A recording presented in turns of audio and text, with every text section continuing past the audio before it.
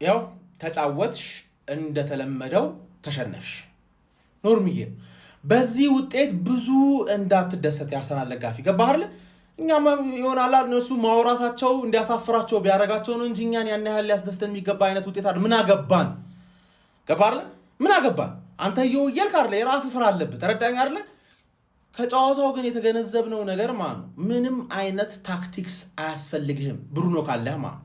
በቃ በተለይ ሜትሩን ፈርስት ሃፍ ሜትሩን ሎከር ሩም ውስጥ ረስቶት ነው ሰከንድ ሃፍ ሜትሩን አመጣ መተረውና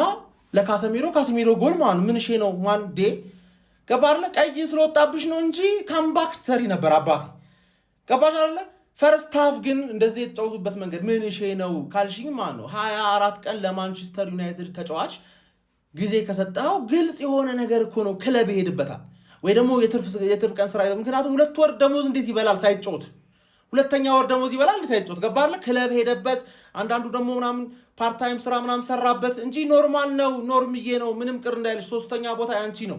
ከነገና ደግሞ ቀይ መደጋግሚው ነገር ምን እሺ ነው ከወንድም ጥላጋ የለመርሽው ነገር ነው ማለት እነሱ ቀይ ስም ሳይሰጣቸው ሲቀር ካንቺ ነው ማለት አንቺ ነሽ የተቀበልሽው የሚቀጥለው ጨዋታ ደግሞ ሌላ ቀይ እንጠብቃለን ሉክሾ ምናምን ኬዝ ማለት ተረዳሽኝ አይደል ብሩኖ ካለ ጎል ታገባለ እንዳይገባብህ ብቻ እንዳይገባብህ ይሄን ማድረግ ትችያለሽ አትሺ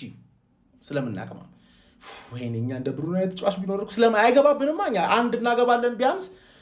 ሁለት ታክቲክ አስፈልግም ብሩኖ ብቻ ካለ ታክቲክ አስፈልግም ያን ያህል ቅር እንዳይልሽ ሶስተኛ ያንቺ ነው እኔ አሁን ብዙ አልናገርሽ ምክንያቱም